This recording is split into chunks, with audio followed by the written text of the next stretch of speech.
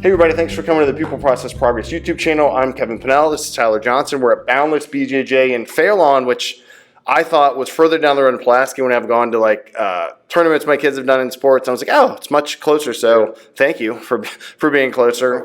Met Tyler at Tim Mannon BJJ. He helped teach me some jiu-jitsu, show me things I'm doing wrong when I leave my elbows out and all that good stuff. But we're going to learn more about him, his journey to this area, in jiu-jitsu, of course. Being a business owner, a whole bunch of other stuff. So Tyler, thanks so much for being here and giving me your time. Well, thank you for having me. It's awesome. It's good to be here. It is. Yeah, so we're on the 4th New River Valley focus, 3rd black belt from Tim Mannon. Yep. Having talked to Adam and Clay and you, and it's just awesome to hear, because it's such an accomplishment. Plus, family and business and all that good stuff that we'll get into. Right. So can you share with us, how did you get to this area, to Fairlawn, to Pulaski area, sure. And then, we'll get into your professional life and stuff like that. Sure, yeah. It's pretty funny how I ended up here because I actually grew up in Florida as a kid. So playing baseball, every season is baseball there. So I grew up playing baseball a lot as a kid. I was homeschooled in Florida. And then when I was 9, my parents were up here actually visiting my uncle who lived in Roanoke. Okay. And they just had this wild harebrained idea of hey, look at this exit here in the Dublin area. Right. Let's pull off and see what this town's about. And oh wow. They pulled off and they're like, we should check out some houses. And it's all right, it's cool. And then ended up buying a house and moving all the way from Florida all the way out here when I was 9. So then from 9 onwards, I was growing up in this area, and it was great because they actually bought a house. It's kind of like every little boy's dream. They bought a house on the side of a mountain. Oh wow! 5 acres. Nice. Out in the middle of nowhere. I got a dog. You could just run and yeah. I was just out playing in the woods, building forts, doing stuff like that. So I grew up in the area. A lot less baseball here. Only 2 seasons, but I ended up playing baseball and then basketball over the winter, and then summer was just spent running through the woods and doing all that kind of stuff. Oh, cool. So, there's is it John Muir that's big in Yosemite and out west and stuff, but he said the mountains are calling, I must go. It's they must have got the bug where they're oh my gosh, look at this. Vastly different landscape from Florida, right? Oh, yeah. Also no rattlesnakes and gators, which is nice. Yeah, much nicer. Or I guess eastern diamondback maybe, but yeah. Yeah.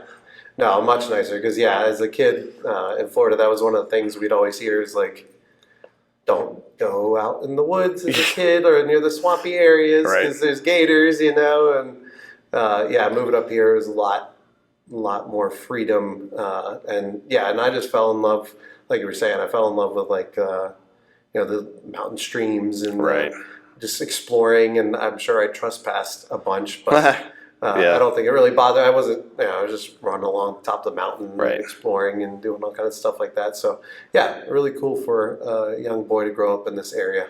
Nice. Yeah, it's a good thing about people are pretty welcoming, and unless you're trudging across their land with your hunting gear on, they're no. Yeah. But a kid running around is great. And to your point, another theme of, New River Valley has so much outside to do that are just picturesque. Every week we drive and be looking back, trying to, stay on the road, going up to Mountain Lake or other places. And it's just amazing. Was there an industry that your parents were already in, or were they hey, we can do that here. We want to do something different here. And it was just this place called, and they're well, figure it out. It was really, my dad actually works from home. He's a salesman, just calls people on the phone. So he was pretty open to moving anywhere. And it legitimately was just this is a really pretty area. Yeah. There you go. And we can afford a house here. So why don't we move? And I was all right. Let's do it. There you go. So that's cool. Yeah. Do you have brothers and sisters? Yes. I actually have 2 brothers and a sister. So I got 3 siblings. I'm the oldest. So. Okay. So when we moved, it was just me and my sister, and then my 2 brothers were born here. Gotcha. So I had them to also run around through the woods with, and make boats and floating down the stream and all that kind of stuff. So it was good. That's cool. After school or primary school, secondary school, you mentioned sports. Yeah. So we always into both being active outside and then doing some kind of organized sport, whether it's recreational with school or something. Yeah, I was always huge into sports. Nice. I think sports in general for kids are super important for building just a drive to actually make yourself better. Right. I remember as a kid when I first started playing baseball. Obviously, I wasn't that good. Because we're not sitting in a major league park right now. Or what? But when I first started playing, like I was sitting on the bench, and I remember my dad sitting me down one time because I remember I was upset about it. And, he was an assistant coach, and he was like, "Why are you so upset?" And I was like, "Well, because I don't ever get to start. I'm always sitting on the bench." And he was like, "Well, get outside and change that. Start working on your game." And I was like, okay. So I started practicing and ended up doing pretty well in baseball, but nice. I mean, not well enough to go super far, but I stopped sitting on the bench, which was good. I'm in a similar season of life so I have 3 boys, 19, 15, and 13. Yep. And so that especially as they get older, like that extra you put in makes a huge difference than I'll just show up and do it. Kind of like jiu-jitsu, I'll just see red, that whole thing. Yeah. But but in sports in particular, so I would imagine like putting in extra practice, maybe getting a little bit stronger and faster is a differentiator that 100%. Even for adults, I mean, anybody that's going to do a sport, right? What you do outside of it is just as I think is important as 100%. Not, which it sounds like that's what he was giving you that knowledge about. Yep, that's 100%. He was just pushing me to actually put the work in to be better. And I was one of those people that was not naturally talented, so I needed to put that extra work in to actually succeed. Do that. Yeah.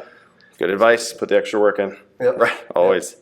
So so this was when, in the 2000s?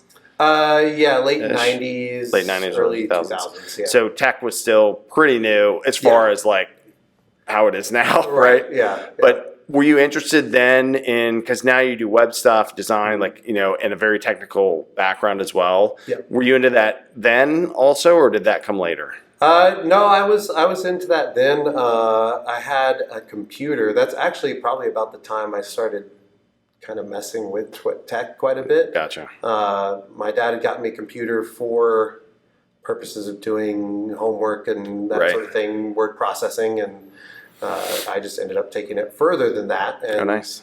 For whatever reason, too, with tech, like I was never afraid to venture into like the tech area. So like I was the kid that, even though I was like 11 or 12, I was popping open my computer and changing parts. Like actually building and changing. Yeah, for sure. Doing stuff like that. Like it didn't actually scare me to try to do that stuff. I was like, I'll figure it out, and I'll just fix it. And, so it was like Tower PC, like Windows, Yep, old school Windows, Windows. Great place to start, though. Plus, then there was maybe was it the iMac? It was called that little bubble thing or something, right? Yep, when I got out of the Navy in 2000, 2001, and I worked for Discovery Channel doing IT support and other people a few years after that. And they got like a wave of those because they were cool and all their designers and all that. And then even before that, though, some of the, the Macs and things. My dad was big in his computers. But towers, to your point, the good thing is the big components are hard to mess up. Yep. She slaps something off or something. But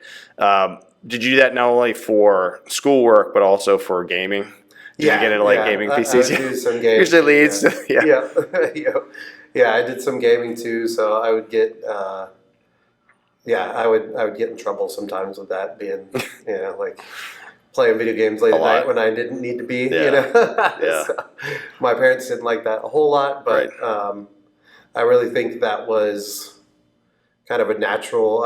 I think underneath I have a super competitive kind of nature, and so that was kind of naturally just there as like a competitive thing to kind of push me, and I was like, so I couldn't pull myself away from it. So I think screens for a kid can be bad when there's too much, but and so my parents tried to set limits on that, but sometimes with me being so technologically minded, sometimes that didn't necessarily You could figure it out. Yeah. Yeah. We set a password and you're like, oh, but did you? Yeah, for sure. Yeah. There were several instances of that where I would bypass whatever security they set. Yeah. So, yeah. I mean, there is, I love video games. I loved them. I was a big PC gamer. Yeah. Then I switched to the console, which is amazing because you're horrible because you've been doing this with a mouse and then you're like, oh, what is this? I'm so slow. And now if I went back. So my kids are a mix. Now we got my oldest a tower years ago, and then my youngest uses the tower, and my other guy likes it. And same problem. Yeah, you're not doing your homework. You're doing this too much, which I totally get because I would rather play games than do work that I'm supposed to. But the other thing I would say though is they do give problem solving skills. They do, right? Yeah. Like I think there's benefit to them. When you were in the case of the tower, when you were figuring out whatever, dungeon game, cover from a shoot, whatever kind of game, like, did that help you when you then got into tech from a this, then that, troubleshooting, or if this doesn't work kind of mindset in hindsight? Oh, 100%. Yeah. Yeah. Especially because of that attitude of like, it's okay, I'll figure it out and I'll just do it, like that definitely helped. And then, then the troubleshooting of like kind of partitioning the problem so that you can kind of walk it down and figure out exactly what component or what thing is causing an issue. Right. And then once you find that, I mean, that's most of the battle. Once you find it and you figure out what's wrong with it, the solution is less difficult.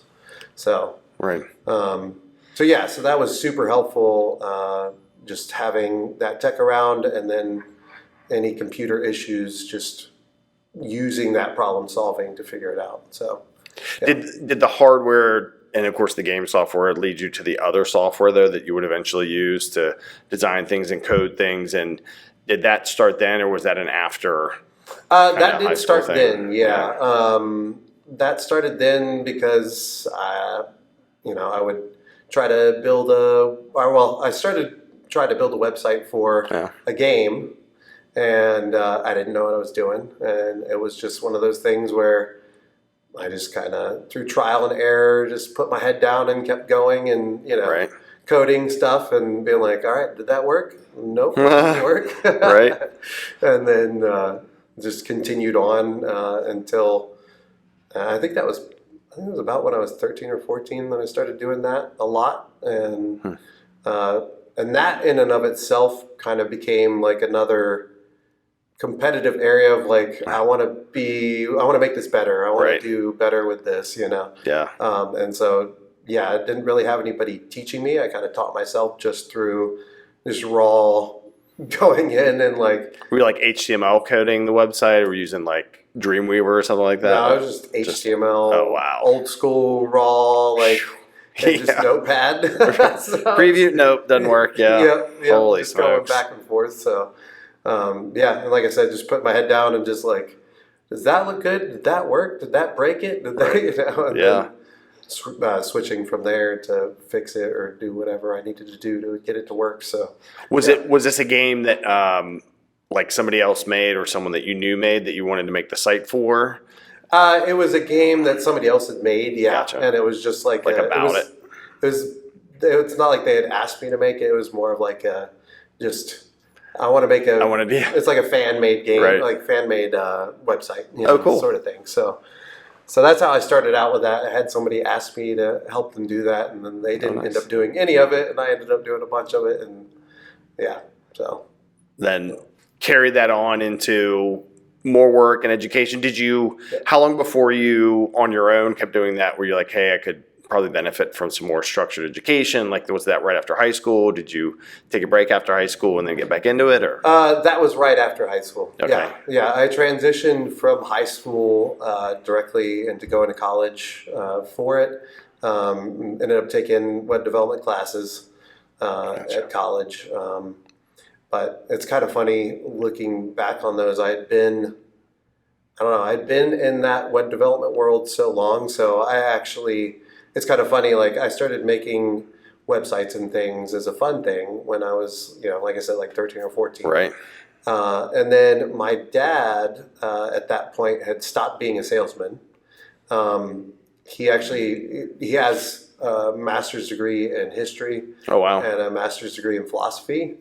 And so he actually worked for a really small, you would never heard of their documentaries, but really small documentary production company. He would write cool. Their documentaries. In the area or still remote? Still remote. Wow. Remote. Yeah, they were based in Tennessee. Okay. But it's funny, whenever we would travel to their studio, he would be off with all the, the guys that were like super smart and had all these degrees that were writing these scripts. Put it all together. And I would be, off in the tech room, like behind the video editors, like, oh, what are you doing back there, and because of that, I actually I showed my dad like a website at one point that I made, and he was like, that's really good. And then he was like, we kind of need somebody to do some web development work for the company. Like, no kidding. Maybe be interested. And I was like, I'll try, You didn't hit him up with, what does it pay? Like right away. You still get food at the house. What does it pay? Yeah. Wow, that's cool. So it kind of gave me an in to start doing that. And that was when I was still in high school. I was still... Oh, wow. So even before you got out. Yeah. So before I even graduated, I was doing work for this company. And it wasn't a whole lot of work. And it was different than what I'd done. So I still was super green, trying to figure stuff out because it was a lot of e-commerce kind of stuff. Wow. So I was a little more like nervous about it because I'm like, there's credit card numbers and all these kinds of... You had to build in that whole payment system. And wow. Yeah. So it was a lot more sketchy and scary, but I still did it. And and I learned a ton too doing that. And then when I got to the college classes, it was kind of funny because it's like in the tech world, things move so fast that it's practically impossible to keep up. So these classes that I started taking were like already out of date. 4 years out of date, Yeah. So then I'm taking them and I'm like smoking through, stuff. And so, yeah. So it was it was good to get, certified and get all the different things that I needed to actually work. But yeah, it was kind of funny how that all worked out. That's good. So I thought you were going to say, like in the project management world, you could be doing it and go, okay, let me get the certification. And then, of course, what's in the book isn't always what you do in reality. Yeah. And you're like, but I have to answer it like all we do is what's in the book. Yeah. Did you find that with coding, knowing, wait a minute, if I do this, it didn't match up to what the standard set? Mm-hmm. Yeah, 100%. Yeah, there was stuff that they were telling me to do that I was like, the faster way and the better way to do this would be to do this. But I know this is what's on the test, so I'm going to answer the way you want me to. Right. But I know it's not right. It's not right anymore. Right. Probably helpful for your classmates, too, to know, like, hey, when you really do this, consider this kind of thing, right? Because I would imagine you had a lot more experience than the average person in the class who was like, let me try this coding language or whatever. Yeah, a lot of them were just like, oh, I think it would be cool to build a website. And I'm over here like, I've kind of already been working in this field, for a company. And like, I know I got it through my dad, but still, I've been doing this for fun since I was 13, 14 years old. So, so there was a lot of times where, regretfully, like, for whatever reason, one of the teachers that I had loved to do like the group project, Oh yeah. And oftentimes it would just be like, there's 4 people, but really it was just one person doing the work, You're like, paste this hex code here. Yeah. Thank you for your help. I say that so I did a smattering of HTML. Now I use widgets because it's easy. I can go boop, and then it's, for me, it's done like on WordPress or something, or edit HTML, chat, tell me what this is, and then put it in there. Yeah. But knowing my wife did that, she got an IS degree from tech, and so did the Java and the different programming language you have to do that I'm not familiar with at all. Anything outside of HTML. Right. Did you find that was it kind of the concept of building, but they're totally different, like characters and things when you get into going from one to the other? Do they build on each other and help?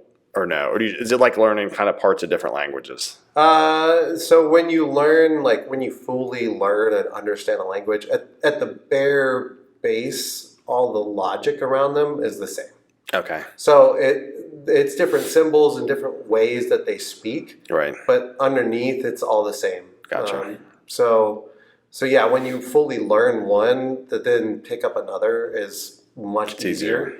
So yeah, like I learned, now I will say like HTML and stuff like that, like JavaScript and CSS, those are slightly different in how they work. So those aren't necessarily that way, but like Python and PHP and C# and all those kinds, they function much the same way. So once you learn kind of just like the grammar, you know, then the rest of it, you're like, oh, I understand how I could write that. And so learn the dialect and some of the unique things. Gotcha. Yeah. It's kind of like a base of jiu-jitsu. It is. Oh, yeah. It is. Yeah. Oh, yeah. I was going to say transition, but yeah, I mean, I think that's a cool thing though about tech is if kind of like I don't know if I've used this in every episode, but like Musashi, if once you know the way in all things or whatever, and you're like, it does translate to so many areas in life. I mean, he was a pretty smart guy. Pretty good at sword fighting and things, but you're like, it's cool that a kind of basis for things like works a lot. And that you can translate it from, I put a lot of work in and I earned this thing. And you say it was from your dad, but obviously it was good. So he was like, oh, and then someone else had to probably agree. And they're like, yeah, okay. Yeah, that's true. Yeah, which is good. But I get it. Cause like, oh, his dad gave him the job or, not that people are going to freak out, but, but also, putting in the work to earn it is huge. Yeah. How long did you go to school for? Did you do 2 years, 4 years? Just two. Just two. Yeah. And then with your experience and stuff, then you were able to get, did you stay freelance kind of thing, or did you then start working for a company when you graduated? No, I started working for a company. So I was planning on going for 4 years. Okay. That was 100% my plan. And then the company that my dad worked for, he ended up switching back to sales because with the advent of more technology with streaming and all that kind of stuff, their sales just went and just like fell off a cliff. Because were they putting out either on TV at a certain time or like VHS or like DVDs probably at that point, I guess. DVDs, yeah. They were dating myself DVDs. With the VHS. So yeah, the DVDs, gotcha. No, I remember. I used VHS. Yeah, nice. But no, it was DVDs, and so then once everything switched to streaming, I mean, we didn't have the platform to stream anything at a major scale, so it was just like, the sales are going, and there's the money, and it's not available anymore. So, so he ended up, and he was a partner in that company, so he ended up. They ended up selling to a larger company in Atlanta. It was actually just like a overall media conglomerate. They weren't even really planning on doing anything with. Just gobbling it out. Yeah, they honestly, the main thing that I think they wanted was we had a pretty big vetted like emailing list. Oh yeah. So we had like 70,000 emails that were valid and good. And wasn't CNN, was it? I was going to say it wasn't CNN, was it? Like out of Atlanta, yeah. So I mean, that's a big base like of contacts, right? That's huge. Oh yeah, it's huge. Wow. So I think that's the main thing that they were wanting, and they kind of went to my dad and the people in the company, and they were like, "Well, is there anybody that we should look to also hire from your company?" And my dad was like, "Well, you could look at my son. I think he'd be a good hire for you guys because you guys do a lot of websites and stuff, And that's cool. It's kind of funny. I ended up becoming really good friends with my boss for that company, and he would always stop and he'd be like, "I'm so glad we hired you." He was like, "Nice." He was like, "We weren't go." He was like, "I was so against it." Wow, like, no kidding. Yeah, he was saying he thought kind of like you were saying. He was like, "Oh, it's just the guy hired by his dad, and like he's probably just a loafer that goes along, So he was like, I was totally against it, and he was like, but then I met you because I had to go down to Atlanta and interview. Actually, do an interview. Oh, that's legit. And then they were like, they hired me, and then I remember, I always prided on myself on being fast with everything that I would do. Nice. I mean, I'd do it well, but I'd do it as fast as possible. And I remember I went down for training. And first day, my boss was like, "All right, here's the task that I need you to do." And so I went to my desk, and I think I worked on it for like 3 hours, and then I sent it over to him, and then I get called into his office, and I'm like, "What did I do?" Like, oh no, is it really bad? You know? And he was like, shut the door, and I shut the door, and he was like, that makes it worse. Yeah. Yeah, I was like, he was like, did you seriously finish this in that amount of time? And I was like, yeah. And he was like, well, that guy over there's been working on this for like 2 weeks, and he's not done yet. And I was like, whoops. Right. I hope I didn't make an enemy, but yeah. But yeah, it was an interesting working environment with that company. So yeah, I ended up from there, since it was a good job. Nice. Sticking with them. Just down there, or did you come back here and just send them stuff? Oh, it was wow. remote. That's yeah. awesome. So I was able to. That was one of the things they wanted me to move down there, and I was like, that's a life change. Yeah. I don't want to ask my wife to do that. And right. Like her family's here, my family's here, and plus the cost of living in Atlanta versus here is astronomical. So no doubt. I was like, I want to stay here. Plus, at that time, I had started jiu-jitsu already, and I was gotcha. I love Tim Mannon. I don't want to leave here. So gotcha.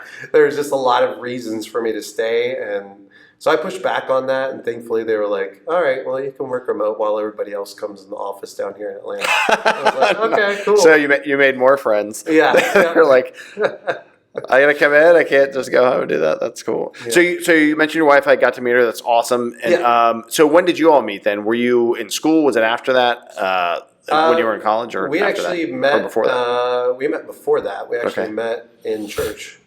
Is where we met. So I met her when I was 16. Wow. Or no, I'm sorry. We met when we were 13, but we didn't become a thing until I was 16. Right. And then 3 years later, I was 19, and we were talking, and we knew we wanted to get married at some point. And I can't remember what exact conversation we were having, but we ended up looking at each other, and I was just like, why do we have to wait? Right. Because we were like, I don't know, we were making all these plans of like, I'm going to go to school for 4 years, and then afterwards, and then we'll get married, and blah, the blah, life plan of blocks of time. Yeah, for sure. And then I was like, well, you know what? Why don't we get married right now? Like, why do I have to wait? And so we ended up planning the wedding for like 11 months down the road after that, and ended up getting married. And I often tell people, like, that was super helpful when I was in college, because I had somebody that I could then, I'd write my papers and then I'd hand them off to her, and she was super smart with, English. Nice. She was really good. So she could read it and give me feedback, and it was just kind of nice, because we were kind of bouncing. I mean, she was taking the same English class, but we just kind of bounced those things off of each other. Cool. It was super helpful to just have somebody in a lot of the same classes, because doing a lot of like the general studies, classes together. So it was super helpful. It was nice. That is. I found also. So I went back to using Jibo when I was like 31. Yeah. So school was like, the magic light bulb. Pay attention, and it's easy, and all that, kind of stuff. Yeah. And but what I found, love you, honey, is same thing. Love the feedback. But sometimes when I thought I really wrote something good, I was like, really? And she was like, do you want my help or not? I'm like, yes. And like, that one felt really good, but if quickly they're like, I don't know what you're trying to say here. I'm like, son of a gun. In my head, it was great. Yeah, I did have that happen. Yeah, where I'm like, oh, okay, that must be bad then. Yeah, it's like better than the when I was in public health emergency management. My health director had been a editor for the CDC's magazine. Mm-hmm. So the red pen came out when she was like, I just wanted to give you some feedback. And I'm like, here we go. And it was super nice. And you're like, man, but it makes you a better writer. It helps you put yourself in the recipient's or potential recipient's place, 100%, yeah. I found, which is good, which then to me helped like talk better. Yeah. I don't know if I'm talking good now, but it's like, but to that point, it helps from, just getting that feedback, which not everybody wants all the time, but to your point, it is great to have a partner that is there and going through the same things to bounce stuff on. Yeah, 100%. That's cool. So how long ago was that? We got married in 2009. Oh wow! So we've been married 16, almost 17 years now. So that's cool. And I came in the kids class, and some of your kids were in there. How many kids do you have? I have 7 kids. So, wow. Yeah. So, all mixed boys and girls. Yes, 5 boys, 2 girls. Wow. So, yeah. My family's very matriarchal, big family on my mom's side, 4 sisters. Nice. They all had one son, which was wild, and then all other girls, and one of her sisters had a 7. Yeah. Had all girls and a boy. Yeah. But yeah, magically each sister had like one boy, so we're like cool. But yeah, so kudos to you. to you. I didn't think we were gonna. So we had my first 4 were all boys, and then we started looking. I think statistically, if you have that many boys in a row, that it's supposed to just like the chance of you having a girl is like 3% or something like that. And wow. So then the 5th was my daughter Mira, and when we found out she was a girl, it was kind of like, sure? Is this real? No more hand-me-downs? Maybe, I guess she could wear their stuff, but yeah. I mean, not to skip, but just the funny thing was then the next one was a boy, but we had the ultrasound. They were like, oh, it's a girl. And I was like, oh, okay, like we're having another girl. Yeah. That's great. And then he was born, and they were like, nope, surprise, it's a boy. Modern medicine makes mistakes, huh? Yeah, yeah. Well, the funny thing is I've seen so many ultrasounds that when I was first looking at it, I was like, oh, it's a boy. But then the ultrasound... But they said it wasn't. Yeah, the ultrasound tech was like, no, it's a girl. And I was like, all right, well, you're an ultrasound tech. You've been doing this for 30 years. I believe you. Right. Okay. And then, after that, when he came out, which we love him to death, but... Sure. It was just a shock. I was like, oh man, like we've gotten rid of all the boy things, like everything. Like we had like little like flowery outfits and all this stuff. And so, I had to head back to Walmart. I had to, I had to head back and take a bunch of stuff back and then get a bunch of stuff that next morning. So, wow. It was interesting. Yeah, no doubt. I guess the good thing is they have built-in sparring partners, which is good, right? Oh yeah. I would imagine both at home when you don't want them to be doing it, and then in here when they're here. And you mentioned, which perfect segue, that you'd been training jiu-jitsu. So you started how many years ago? I started 2011. Wow. Yeah. And you started here at Tim Mannon? I started here at Tim Mannon. Yeah. That's cool. And it was funny because.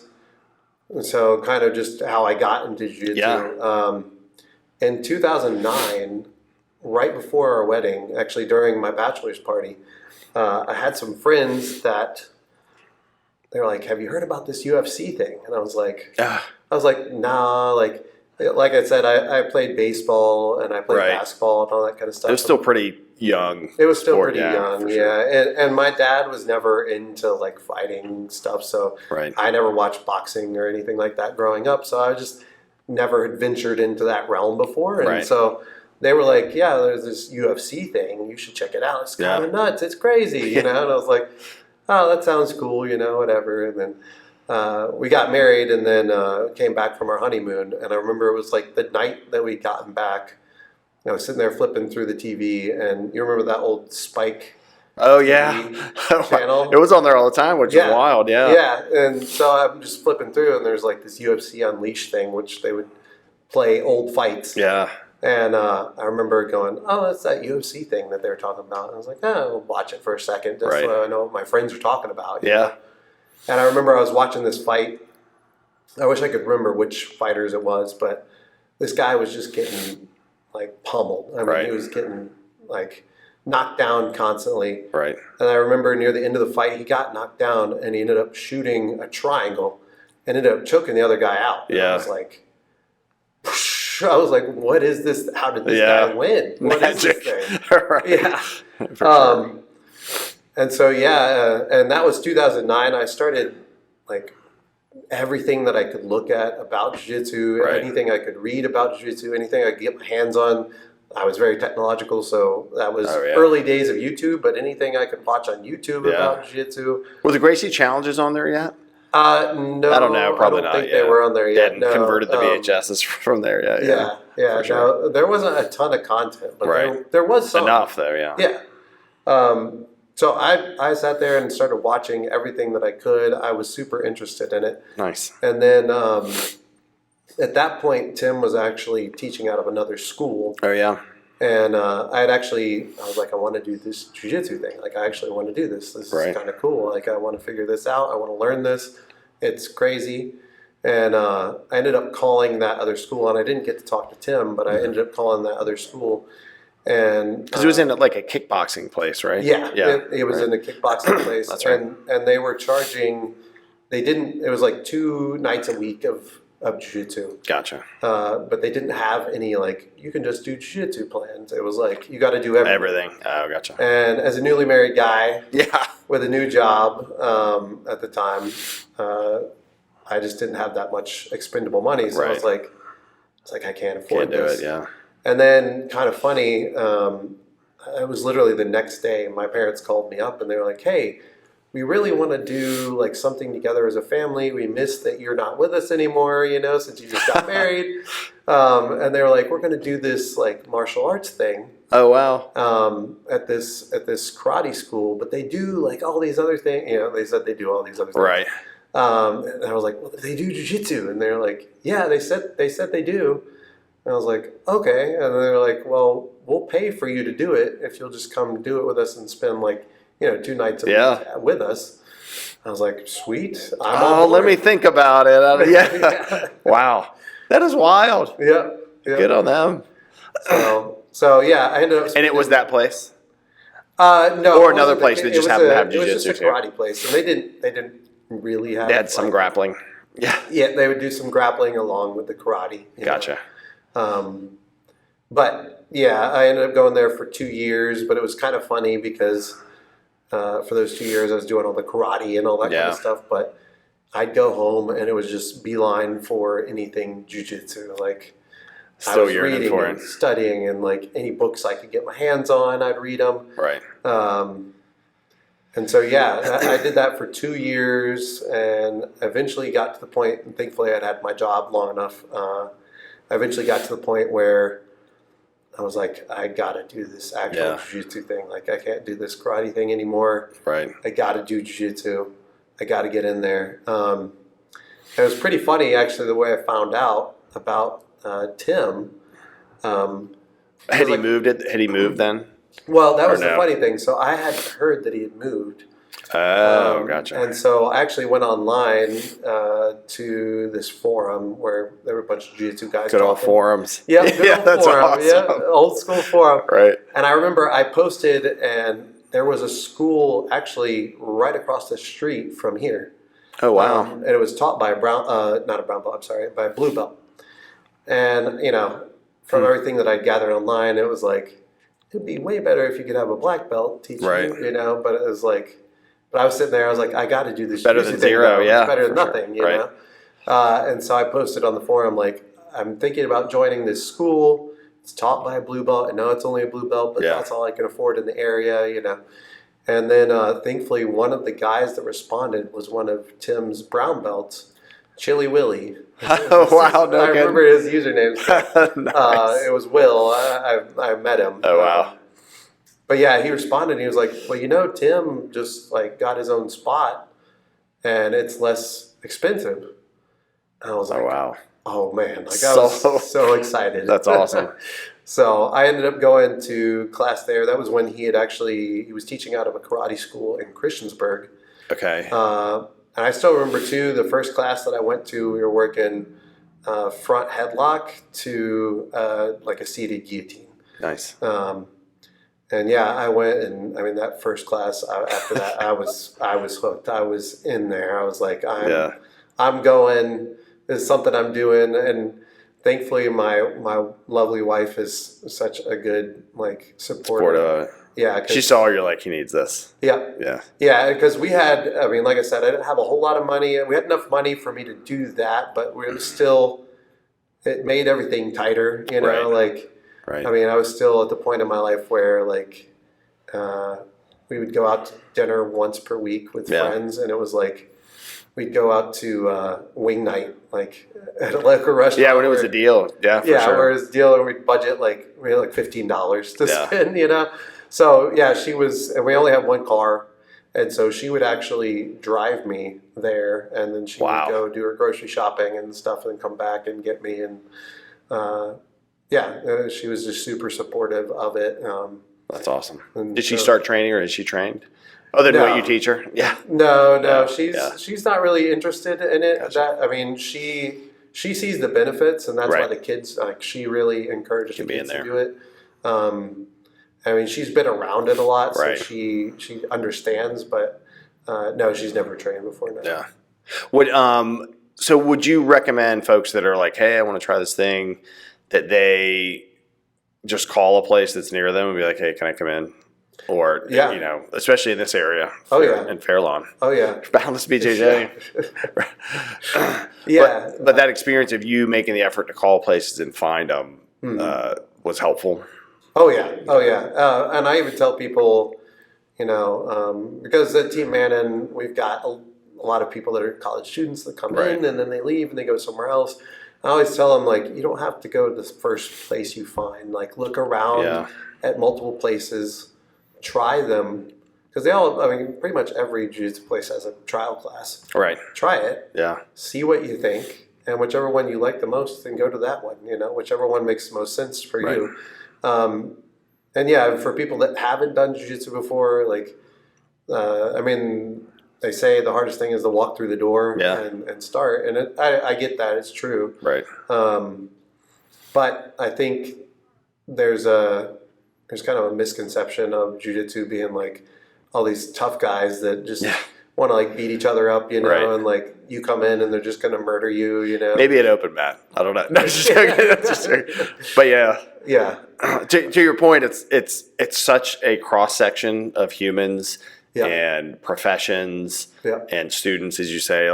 It's pretty amazing because if you base it off current UFC or even a few years versus the first one, at least you could see someone in the gi and they're doing the same thing, or even no gi or something. Very different. But great point on, we have PhDs, programmers, doctors. We do have fighters. So you can tell a difference between who actually fights and competes all the time and who doesn't. Myself, who's a hobby guy, but which is good though, because make each other better, right? I give them reps to do their arm bars. And I'm I gotta, trying to defend it or something.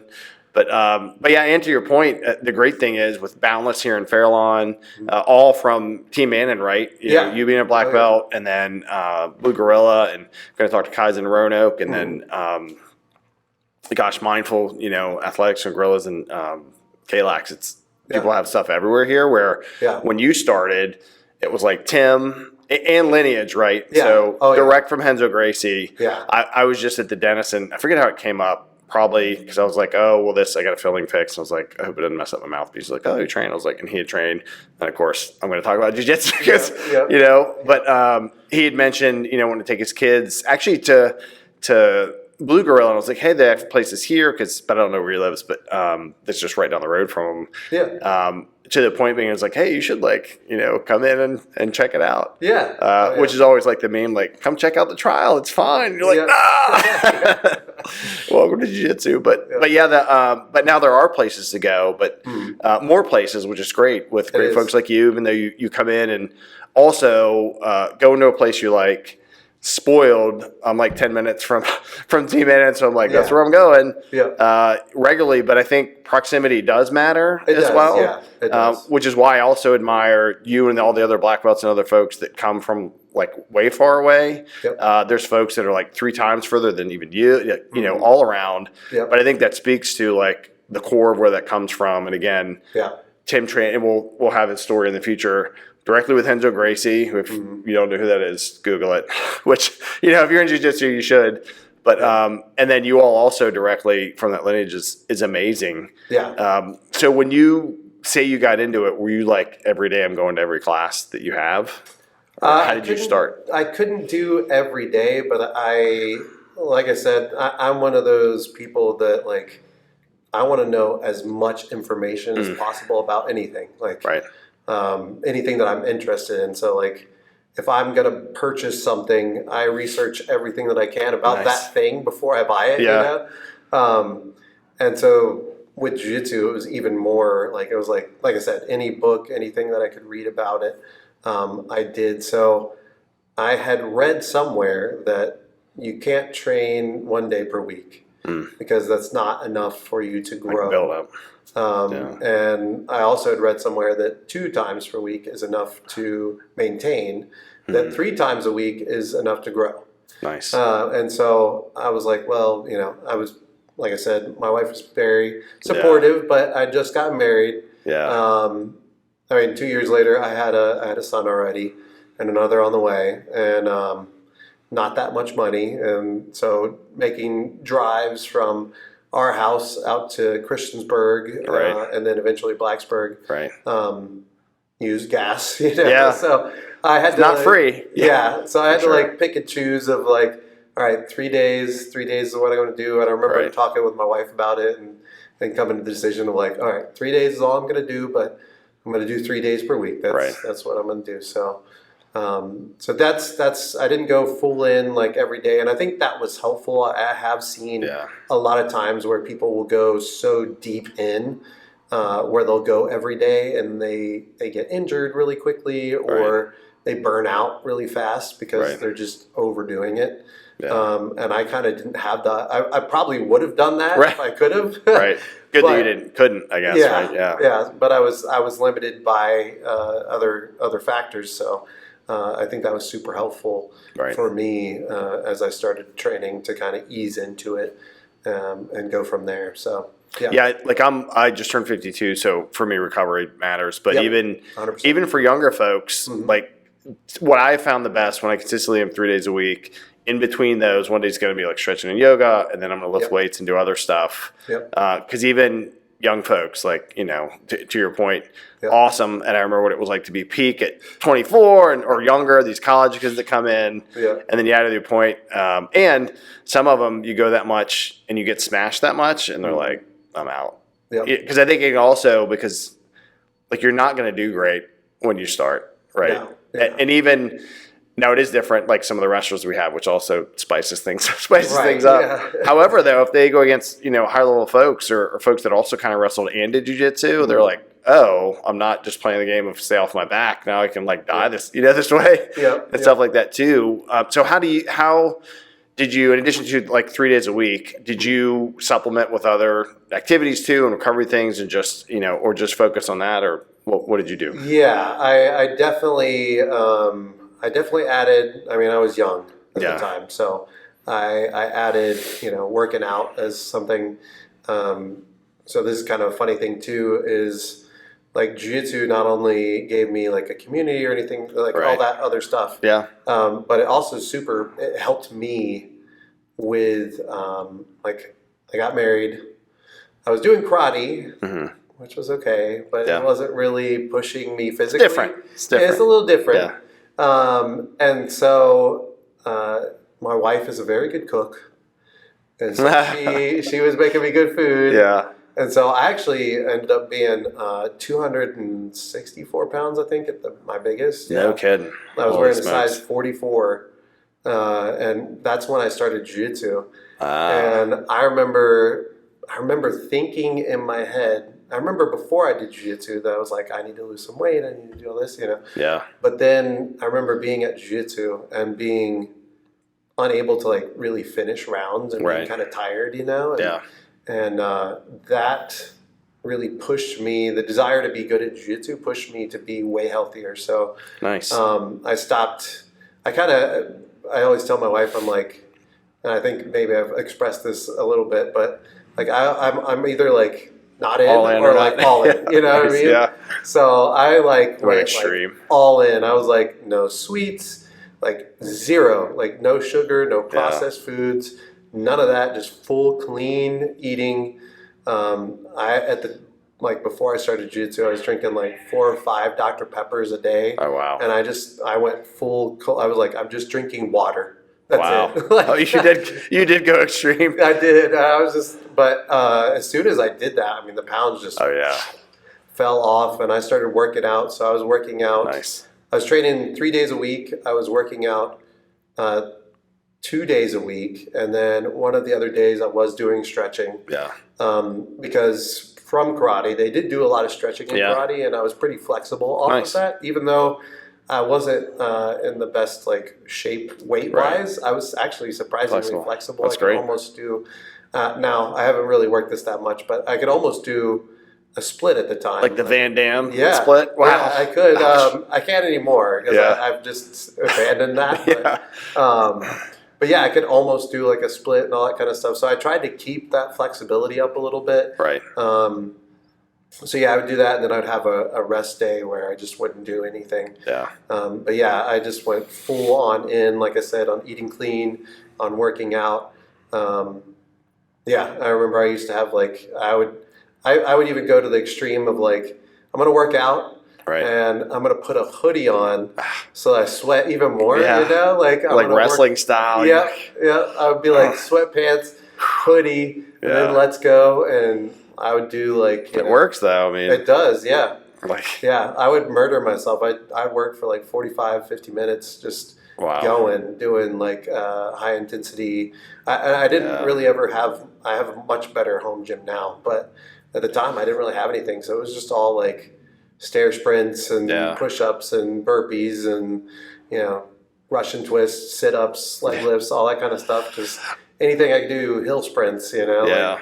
Like I saw this new brand. It's like, you know, gym focused or whatever. And it's, you know, got 5 stars. It's got 1 star. And it was like burpees would not recommend, you know. But I think you make a great point is it is nice to build up an actual home gym. Yeah. It's fantastic. Oh, yeah.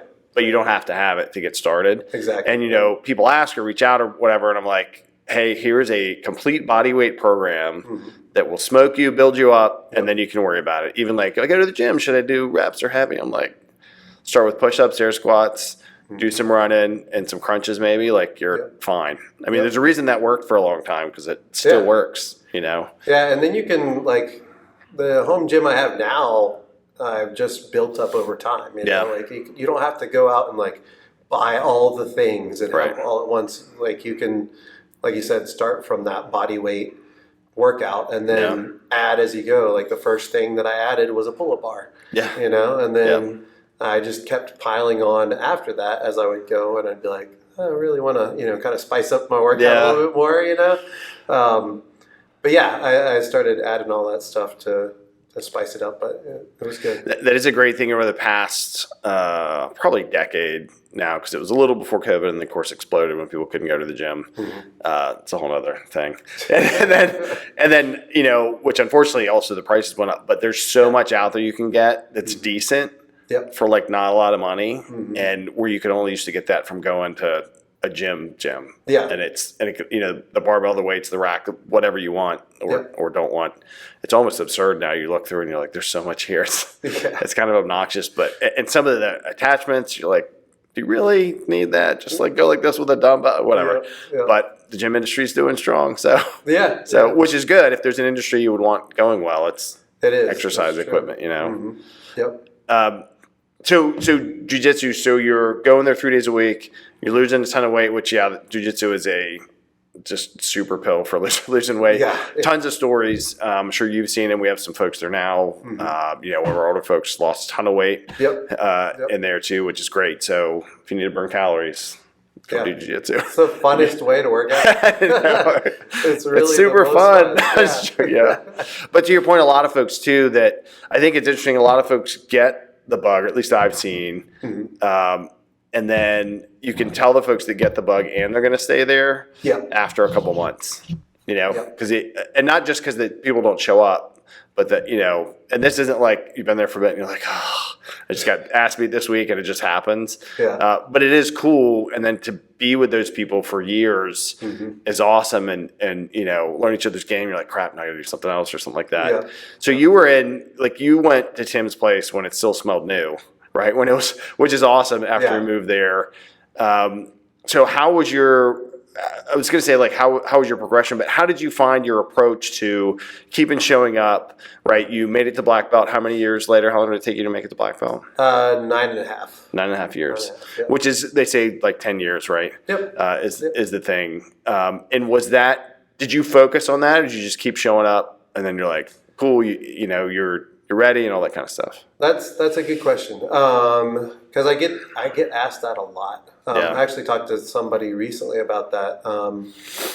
I think if that's your focus is getting to the belt, that you're going to struggle. Right. Like you might still find the you might still find the willpower to come, but Right. you're going to struggle a lot trying to do that, and you're probably going to fall off and probably not get there. Yeah. And I know too, I told them that one time, like, I was like, don't worry about the belt, just like worry about learning and making yourself better. Right. And they're like, that's easy for you to say, you're already a black belt. And I was like, wasn't free. Yeah. Well, I wanted to be like, I honestly never cared about it. Like, not that it's not worthwhile. Right. I mean, the recognition from Tim is amazing, but my point is like, that was never my focus. Right. My focus was always, I love jiu-jitsu. I want to get better at this thing. Right.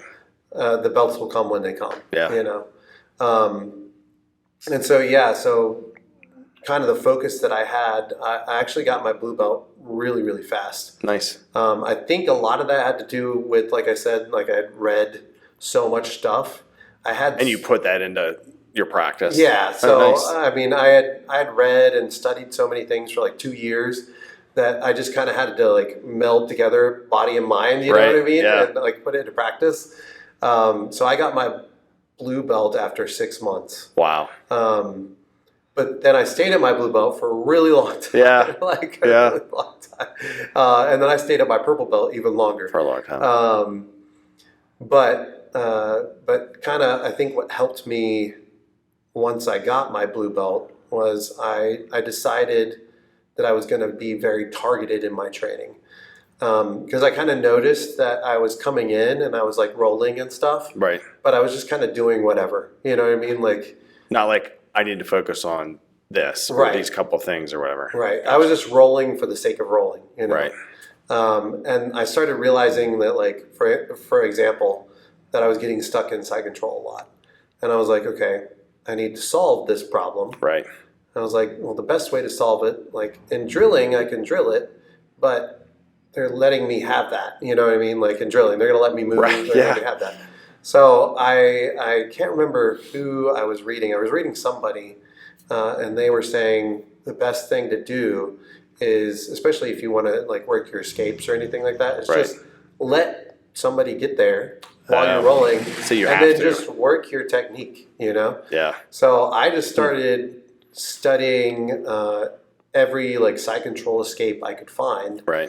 And then I would roll, and I would, you know, you don't want to be, you know, like just letting a pass car, like, oh, it's no problem. But right. you kind of, oh no, you kind of like give a little bit of resistance, and then let them pass, and then get into side control, and then I would just targetedly work side control escapes. Can I get out of there? You know, and so having that targeted approach, I started that when I was a blue belt, and now I do that even more. As a blue belt, it was like super short-sighted. It was, I mean, not in a bad way, but it was just like one thing. Now, even as a black belt, it's like right now on top, I'm trying to figure out tripod passing. So that's all I'm doing from on top. On the bottom, I'm trying to figure out K-guard and how to get into K-guard. And then from the mount position, I'm trying to figure out how to, like I do S-mount arm locks all the time, so I'm like trying to stay away from those and instead focus on attacking the back. Oh, something different. And so I have that same sort of like, these are my focuses just from different positions, so that way I can kind of flow more naturally through them instead of just letting people pass my guard and then try to escape. But I think having that targeted approach was super helpful for me to help patch up any holes that I had. It's interesting you mentioned both the blue belt level and then side control. Because speaking of online resources, of course, John Danaher, who trained with Tim, which is also wild. And so one of his things, was like, what do blue belts need to know? And it's the blue belt. I'm like, all right, we're going to dig into these. Yeah. And it's like seared into my brain. He's like, if you're a blue belt and you can't get out of white belt side control, you're not a blue belt. So I'm like, if it ever happens, I'm like, I'm getting out. So, but to your point, having like a focus and that in your head or something, super helpful. And I know it's hard not to be like, oh, this next thing, I see them doing this, I don't want that. Yeah. But to your point, when you're like, fuck it, I'm just going to show up and do it, right? Yeah. You're like, then have a day where you're like smooth and you're like, oh, cool, because you're not all tense, worried about whatever's happening. But I'm sure there's a quote he's got like for every level. So I'm going to have to get, next one down the road or next one, you're like, but I'm always like, can't stay in side controls, from a white belt or whatever. And then we'll get like a wrestling kid that comes in and like, shit, that's tough or something like that. Their hips are so good. It's hard. It's hard. It totally is. It's one thing I like too about being in a college town though. Yeah. Right. Is, as an adult, I'm like, hey, this young kid that's faster and, stronger and all that and has more endurance for a little bit. And then, the good thing is after a while, to your point, both immediately you lose weight, you get in better shape, and then you build up that jiu-jitsu endurance. I mean, we're still gassed at the end of whatever, but it's different when you're coming in, and I was talking about, my son hasn't trained for a while. I'm like, he's young and in shape. I'm like, you haven't grappled for a while, but you know what? Yeah. Jump in the arena, right? Yeah. And see what happens. Yeah. No, and I think too, like I've definitely noticed as I've gotten older, I think as you get better, like filling in those holes in the technique that you have, the cardio aspect. Well, let me say it this way: like I've definitely had to start working out more because for me, jiu-jitsu is less of a workout than it used to be. It used to be like I had to expend so much energy to do X, Right. Whereas now it's so much more efficient that it's like I'm not expending that much energy. Right. I'm just kind of chilling, and the other person is, Which is amazing. You say that because like we can tell being lower belts working with, and you're like you're not breathing as hard as me. You're not doing that. It's similar. It's a bit different than like people that don't treat the warm up round like a warm up round. I'm like, like I make it so I'm not tired because I'm like, cool, you got me. It's a warm up round, whatever. But with the higher level folks, how smooth, like you all, like Brant taught, morning for a long time and and all that kind of stuff. And it's just amazing the efficiency, which also always in some, like I've trained now for 6.5 or 7 years and some part of my brain still doesn't make sense how it's possible for someone else to move like that and make it so I can't move. Yeah. You know what I mean? Like it's just an amazing puzzle. That is probably infinitely unsolvable at every level. It is, again, on the, videos. So Lex Friedman, like he's a black belt. He just put a video up where he's rolling with Khabib. And so Lex Friedman's pretty good. He's not Khabib though. And you see him just like laying on him and hold him. And like Lex is like how I get. I'm like freaking out. I'm tired. I'm like, but this dude's been training for a long time and the levels are mind-blowing. And a thing where everybody really knows at a certain level, the same stuff. It seems the core of it. And then, of course, whichever branch but then it's like, but I just got way better or different or, something like that. Have you found a factor that makes that? I mean, Khabib's a one-off, him and the whole camp, but that you found becomes a factor for people. So, you mentioned not focusing, just going there and saying, here's my goal for the day. But have you found what kind of makes the standout folks stand out more and maybe advance faster in skill? Yeah, I mean, I think it is having kind of that, like, and kind of circling back to the tech view, that like problem solving, breaking it down. Not afraid to actually confront the problem.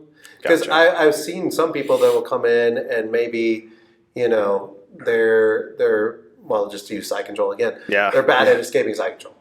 And instead of addressing that problem, they instead are like, well, I'm just going to make my guard really good so that nobody ever passes my guard. And it's like, well, that's not really it's good to have a good guard, but that's not really the correct approach. Because there's going to be somebody someday that's going to pass your guard.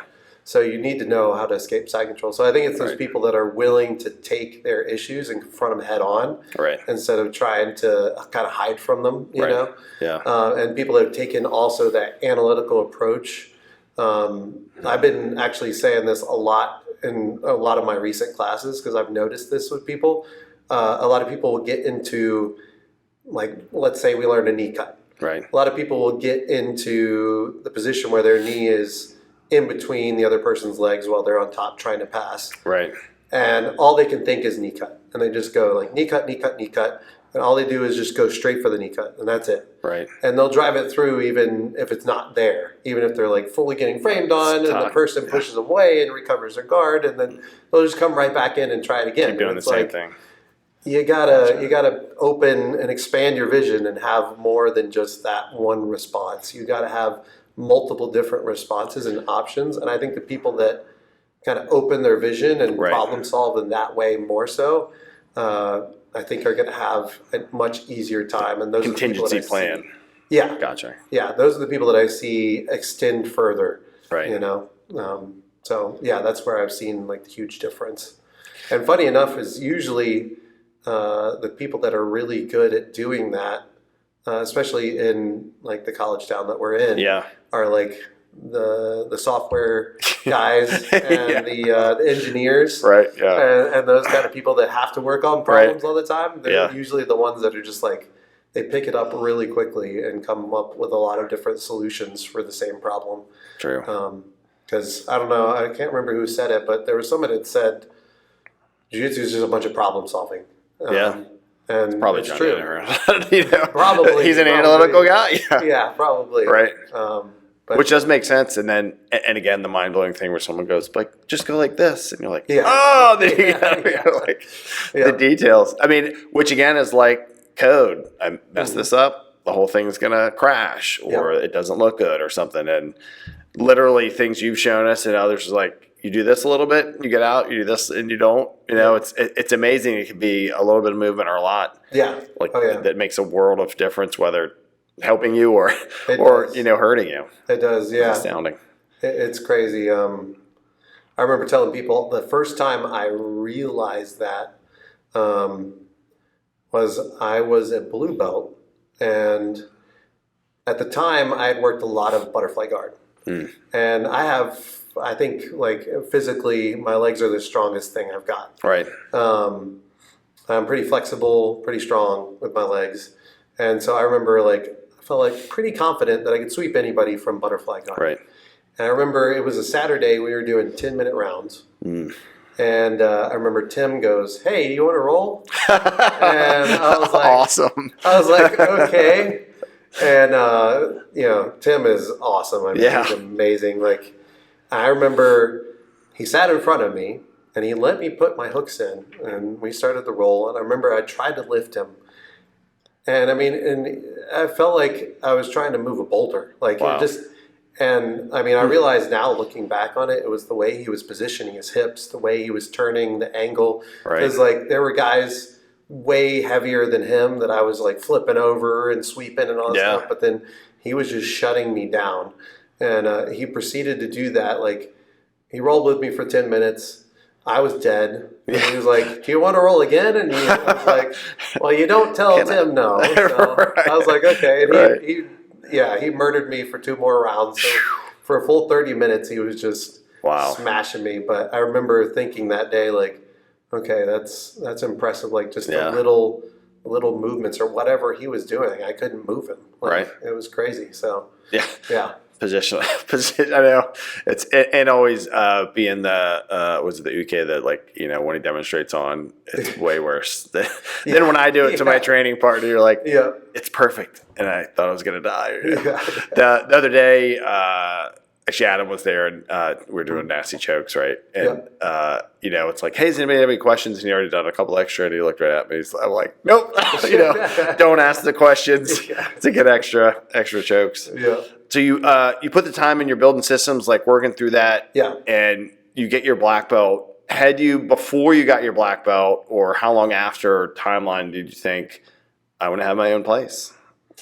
It was kind of like a thing that I fell into. Like, it wasn't really a thing where I had thought, oh, I'll start my own place, and then it kind of snowballed. So basically what happened is, and it's kind of funny, it kind of went full circle. Again, it's kind of funny how life does that. Yeah. Where that karate school that I was initially going to, that said they did jiu-jitsu and all this kind of stuff. Yeah. They actually reached out to me and they're like, "Hey, you've been a black belt for a little bit. Do you wanna come over and like teach a seminar?" Oh, cool. I was like, "Oh, yeah, sure. Like, I'll come teach a seminar. That would be cool." And they're like, we know you're with Tim. We know you're legit. Right. Like, we haven't seen you since you were over here at our school, but we know you got your black belt from him, so it'd be really cool for you to do a seminar. So I went and did the seminar, and afterwards they were like, "You're a good instructor. We'd like to see if you want to teach a class." And I was like, I hadn't really thought about that. Oh, wow. I'll see. Yeah. And so I ended up talking to them and talking to my wife too, because that karate school, I drive 45, 50 minutes to Tim Mannon. Right. And for my wife to make that trip with all the kids was difficult, but I wanted them to get into jiu-jitsu. Right. And this karate school was 15 minutes down the road. Oh, wow. So I was like, okay, well, if I start teaching this class, they can go with me. It's something I can do with them, and I'll get paid to do it. And it's jiu-jitsu, which I love. Right.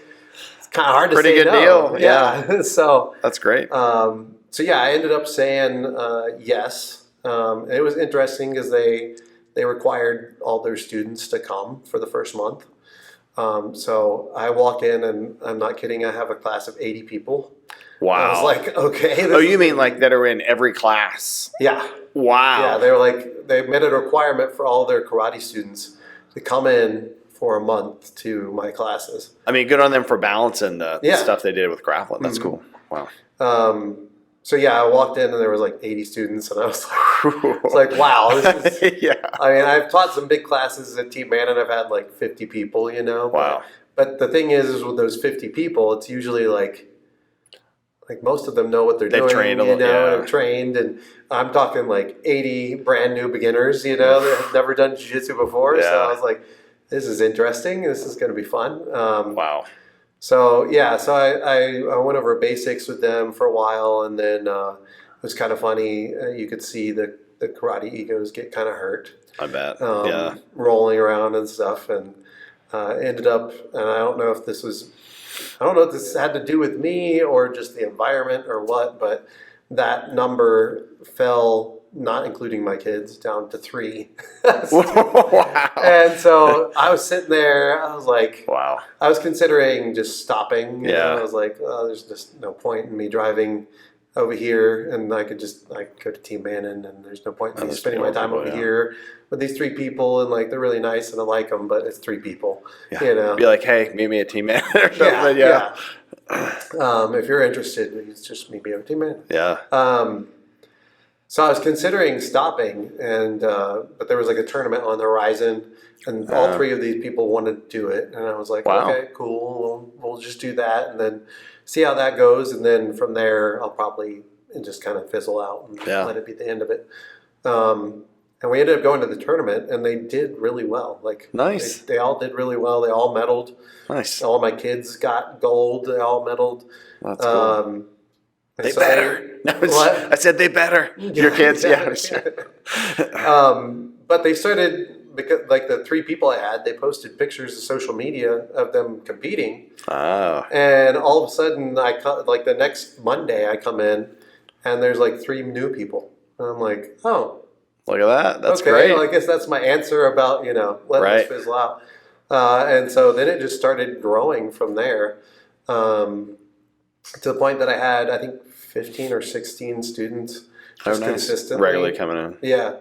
And it got to the point, so at this karate school, the only evening they had free was Monday. Okay. And, the whole only training 1 day a week thing. Yeah. And I was like, all right, this isn't going to really work. Right. And they didn't really have any other openings. And I had also, right before that, had Pulaski County reach out to me. And they were like, hey, will you do like an introductory jiu-jitsu thing? Wow. Actually, they had reached out to Tim first. Okay. And Tim was like, well, I don't really want to do that. I don't really have time for that. Yeah. He was like, you could talk to Tyler because he's in your area. Oh, cool, yeah. And, so they reached out to me, and I was like, yeah, I'll do it, And they were going to pay me just a little bit to do it. And I was like, sure, it's, right in my backyard. It's easy. Yeah. I'll go do it, So I went and did that, and I think 60 people showed up. So it was, again, another interesting environment. Managing that many people. They have no idea what jiu-jitsu is. But I ended up doing that. And after it was done, they came to me and they were like, we'd like to really partner with you to offer jiu-jitsu through Parks and Recreation for the county. That's and I was like, well, that's kind of cool. It's a good idea. And I was like, funny enough is I don't have enough evenings at this karate school. Oh, right. I can't really teach that much there that I want to. So, and I know them, I know they'll understand. Right. And so I let the karate people know. I was like, hey, I'm probably going to move over to this because I'll have more evenings to do that.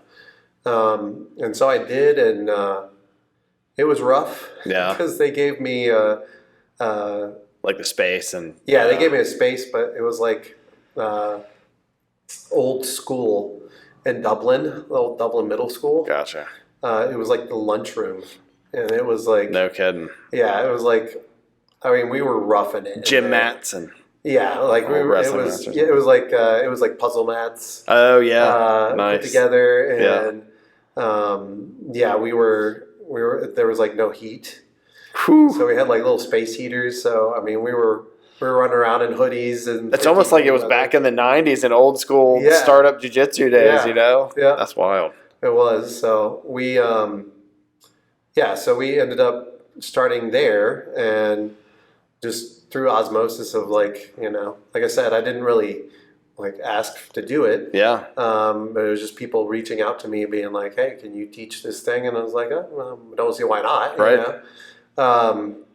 So I was with them for a long time. They ended up selling that building, and they were like, "Hey, we want to move you out of there." And I was like, wow. I'm down. It's freezing. Yeah, right. It's freezing, and like we couldn't use the water because the copper pipes were like disintegrating and stuff. And yeah, it was rough. And so I was like, sure, I'm down to move. So they actually ended up moving me. Old River Lawn Elementary over here in Fairlawn. They ended up moving me over there. And in that location, it was better. It was still kind of rough. It was still kind of chilly. It was an older building. It was better than the other one. Right. It was only like 60 degrees instead of 50. Right. But, a little better. But they had water, and we had a bathroom and all that kind of stuff. Makes a big difference, yeah. So I started teaching over there. Students started growing. And then the county ended up selling or leasing that building to another organization. Wow. So there was an organization in that building before. Okay. And I knew the director. Oh, I knew her, and she had wanted me to come over to jiu-jitsu there anyway. Wow. So when they were like, you got to leave Dublin Middle School, I kind of like worked it out with them, and between the people you knew. Yeah. Nice. And ended up getting moved over there. Oh. But then the county ended up leasing that building to another organization. Right. And I actually met with them and pitched jiu-jitsu to them. And they ultimately decided, like, no, we don't want to have that in our building, which I was like, okay. But they kind of threw me for a loop. Yeah. Because at this point I had 40 students that were coming that were signed up and like super excited about jiu-jitsu and loved it and didn't, they'd been coming for like a year or so. Yeah. And so, when they came to me they said they had leased a building to somebody else and they weren't going to have us in that space anymore. Right. The county was like, well, we don't have any other spaces for you. Oh, wow. So we're going to have to dissolve our partnership. Yeah. I was like, oh, man, okay. And then they were like, you got 3 weeks. I was like, holy smokes. Yeah, I was like, oh, cool. Short time limit. Awesome. Oh, my gosh. Yeah. So it was terrible timing. It was really bad, because my wife was pregnant with our youngest daughter at the time, and she was about to have her. And then my brother also. So this is the cool thing, is when I partnered with Parks and Rec, because we were in this area. Right. My brother, who had actually trained at Tim Mannon until he was a purple belt. Nice. He kind of stopped training, and I invited him to come train. Nice. And he started training with me, and then that roped my other brother in, and he started coming and training. Oh, cool. So I had both of my brothers, and I was, we were working all together, kind of making decisions about all this stuff. Yeah. And I was like, do you guys, we have all these students. I don't want to abandon them. Right. I want to open a jiu-jitsu school. Yeah. I was like, so we got to figure out something. Yeah. But like I said, it was terrible timing because my wife was pregnant and about to have a baby. And my brother had just gotten married and was about to go on a honeymoon. Oh and gosh. So we were like, we got to find a spot before you leave because we can't lose an entire week of not finding something. So this location we actually found just on accident because I was like, was one night after I finished a jiu-jitsu class over there at the old building, and I remember like being like, I got to find something. I got to do something. And like I said, I'm like either all in or not. And right. So my brain was just sitting there like, I got to figure out this problem. Right. You know, like, and so I just started driving around and seeing what was there. Yeah, just seeing what was available. And I saw this space, and there was nobody in here. There was no lease sign or anything like that, but there was nobody in here. And I was like, well, I would think they would have that available for lease. So I just started, I went home and started doing some internet sleuthing, found out who owned the building, called them up. They're like, yeah, we were planning on like putting that up for lease in the next couple of months. We can lease it to you. And I was like, all right, let's do it. Yeah, that's awesome. Especially because we didn't really need to do anything in here. Like there's an ADA compliant bathroom already. Oh, nice. The plumbing, everything was already cleaned out. God! So it wasn't an open business yet. It was totally just an empty shell. I mean, not really a shell. There was like flooring already. And everything. So I was like, maybe put some paint on the walls, but everything else is going to be, and put the mats down, obviously, but everything else is going to be ready. That's cool. So we scrambled. Thankfully, all the students were super happy that we were staying open. Yeah. Because they found out that we were possibly going to close, and they're like, please don't. Right. And they ended up coming. I mean, I think we had like 30 people in here painting and moving stuff. Helping get it ready. And that's awesome. We turned it around in, I think, just over a weekend in 3 days. So Friday, Saturday, Sunday, and then we were open Monday for our first class. That is awesome. Yeah. Did the 3 folks that were with you at the karate school move around with you and then come here? Were they able to do that? 2 of them did. 2 of them did. The one cool. Was still associated with the karate school. Gotcha. The other 2 actually weren't even associated with the karate school. Or no, out of the other 2, one of them was associated with the karate school. The other one was just raw jiu-jitsu. Just went there. Gotcha. Jiu-jitsu. Cool. So those 2 still train with us. Yeah. That's great. So they drive all the way out here from the Whitfield area and still train. Holy smokes. Yeah. Wow. Yeah, it's amazing too, because even if, I have no idea if there's jiu-jitsu out there, or whatever, and that, the kind of loyalty thing to you and stuff is the, just again, where people, will go, they're like, hey, I want to go to this place, and then they're in. So how did you, through all that, how did you come up and think of and call it Boundless? That was something my brother and I really discussed a lot. We were like, what are we going to call it? What is the name of it going to be? And we threw around a bunch of ideas. I wish I kept the piece of paper where you because jotted down. I'm sure some of them were. I mean, some of them were bad. We were like, hey, we won't make any. We were like, just write down any idea you had. We won't no judgment. But free thought exercise or something. But I know probably if we were to go back and look, that they would be really, really bad ideas. Right. Yeah. But no. The reason that we ended up choosing Boundless was we were really looking for, one, I've always been a fan of the Japanese Kanagawa wave. Yeah, and that's awesome. So I kind of like the idea of like water, and then also I'm big on kind of like we already talked about, having like a bigger vision and being able to flow around different things. And not just like being a direct shot into, let me do this one technique, instead of being like more open-minded. And then also just thinking of like the Bruce Lee quote, right? Yeah.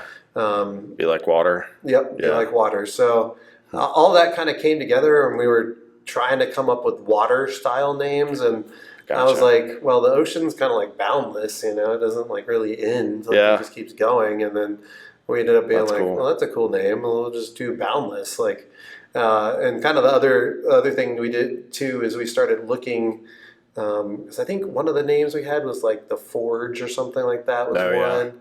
But we started looking around, and there was a place already called the Forge, and there's places called that, but there was no place called Boundless. So probably a lot of CrossFit gyms or weightlifting gyms. The Forge. There was a lot of those, and we tried to do like the science lab or the mad lab or something like that, We tried to do a couple of those, and then we were like, nah, like that doesn't really work. And then that's cool. Yeah, when we started looking at Boundless, there was just no other school called Boundless. Right. So we were like, all right, we'll be Boundless. That works. That's a unique name that nobody else has.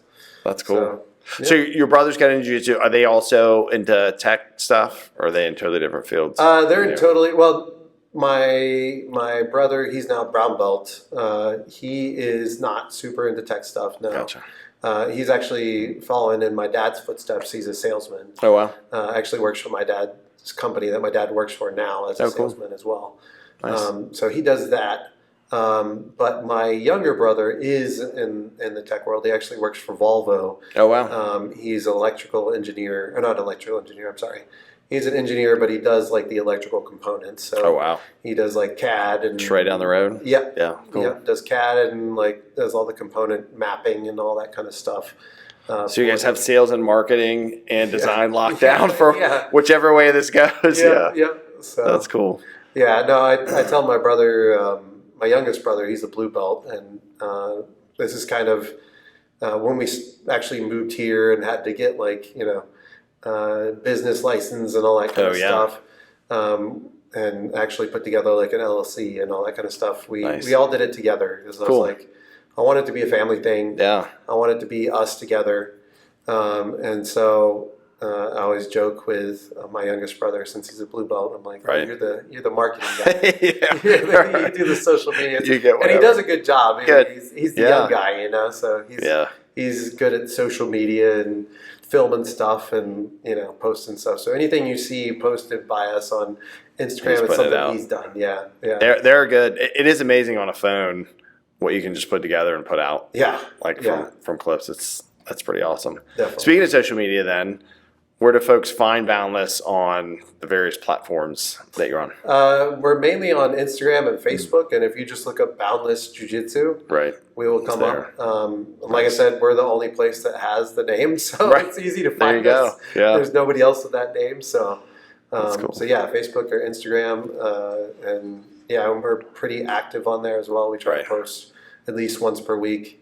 And if you want to send us a message or anything, we respond really fast. Either me or one of my brothers will respond. So yeah, nice. And on the website, you're full. And is it Boundless Jiu Jitsu or Boundless Brazilian Jiu Jitsu.com? It's boundlessbjj.com. BJJ.com. Yep. And you've got. I was looking. You got the whole schedule, some merch. Yep. And just everything you would hope to expect from a jiu-jitsu place. Of course, the website's on point. Given your background. So we talked about how you got here during jiu-jitsu. So I want to ask you some Newer Valley questions. Sure. Yeah. Right, and I'm going to try to not put my glasses on again. The first one is, what is your favorite food in this area? Oh, that's tough. Favorite food in this area. Honestly, it's going to be, it's kind of funny. It's going to be sushi. I was like, when I first met my wife, I was like against any like non-Americana type stuff. Food, and then being married to her, I wanted to be very like, oh, okay, we'll go on a date night. And she took me out to sushi one time, and we tried it, and I was like, all right. It's pretty good. This is the bomb. Like, I've been missing out. Yeah. No doubt. So now in the Newer Valley, the best sushi, in my opinion, that I like to go to, especially with her, is Ocean Samurai. Yeah. So they by the movie theater there. Yeah. Well, they have one in Christiansburg now too. Oh. They just opened one recently. Yeah. Wow. And they've got an all-you-can-eat. So. And the theme. Samurai, Japanese, yeah. All you can eat they have now. Yeah. Oh my gosh. Yeah. I can't tell my kids about that. Yeah. That is one of the things we got him into. My father, it's funny because my dad got us into sushi a long time ago. We used to go to Kabuto, like a hibachi place, and then we get sushi. Nice. And then he stopped eating sushi and only got like tempura or like in tempura or like chicken teriyaki, and we're like, what's going on? But my kids all in on the sushi, which of course is not cheap, but it is so good. It is so good. That's cool to know. Yeah, and Ocean Samurais, shout out, very good. Yeah, they're very good. Mm-hmm. The what is the best landmark if someone was like, "Hey, I'm in the area. What should I go see?" In addition to Boundless Brazilian Jiu Jitsu, honestly, like in my area specifically in Pulaski County, it's got to be Calfee Park. Oh, cool. I don't know if you've been there before. I haven't, I don't think. Just I mean, like I said, growing up in Florida playing baseball, coming up here playing baseball. Oh, is that the sports complex or baseball it's complex? Not the sports complex. It's the baseball park that they have down there. Okay. So when I was growing up as a kid, like that was where I tried to spend a lot of summer nights out there. Oh wow. It wasn't even single A or anything like that. It was like even like below that. Right. But it was major league. Oh, cool. Farm league, and it was a cool atmosphere. And now as an adult, especially, so Mr. Sheeler that owns Sheeler Motor Mile, actually purchased that park like I guess it was probably 8-9 years ago or something like that. And he completely built it rejuvenated it. I mean, right. Because it was an old park. It was there since 1919. Holy smokes! Yeah, and so you could. I mean, it was very old school. Like you go out there, and there's like just large concrete steps, and that would be your seat. You know? And now they've got like box seats and like beautiful like chairs and a huge jumbotron and all this stuff. But I mean, you can't beat it for like $14-15 to go to a game, right? And get to have that. Just I don't know. I still. I don't follow baseball that closely anymore, but just the atmosphere. Yeah, it's fun. It's super relaxing. Get you a beer, right? And just sit and have a good time with the kids and just watch the game. I think it's great. Calfee Park, that's how you say it. Calfee Park. Yep. You have to check that out. So. This may be the answer that you gave before for the food and fortuitous. My wife helped come up with this, which probably has to do with what's your favorite date night spot? Oh, favorite date night spot. This is going to sound odd, but this is for whatever reason something that my wife and I like to do. Yeah. It's like in terms of food, there's lots of different places that we like to go. I mean, sushi's kind of number one. Right. But it's kind of like the middle-aged answer of going to Lowe's. Nice. And just like walking around, and like looking at the stuff and be like, oh, that would be cool to put up, and like looking at the kitchen cabinets and all that kind of stuff. So, it's funny. Like over COVID, when I couldn't train for 4 months, the hobby that I picked up was woodworking. Oh, cool. Oh gosh, plenty to look at there then. Yeah. So I'm always like, and so I still do a lot of that, a lot of woodworking and building things. So. We will walk through Lowe's and like, what can we build? What can we make? Wow. So. Yeah. That is a middle-age answer. Yeah, it is. It reminded me of the commercials, though, of the guy that helps people not be their parents. Yeah. When he's like, no, you don't work here. You're like, not trying to help people find things, which is funny because my dad would do that all the time. I'm like, dude. Yeah. Like, some commercials and memes are just perfect. They are. And on point. I love those commercials. They're so funny. Nice. Ocean Samurai, it's good sushi. I concur. Yeah. Calfee Park, check it out. Watch a game, grab a dog, get a beer, and go walk around Lowe's. And of course, to get you ready for all that, do jiu-jitsu so you can protect yourself if you're out in the world. Sure. Tyler, thanks so much, man. This was cool. It was great to catch up. Yeah. Look forward to learning from you again in the future. Yeah, Boundless Brazilian Jiu Jitsu, Boundless Jiu Jitsu. Google it. You'll come up with all the stuff. Website, Instagram, Facebook, all that good stuff. So really good to catch up, man. Appreciate your time. Yeah, thank you. And watch the video. See ya.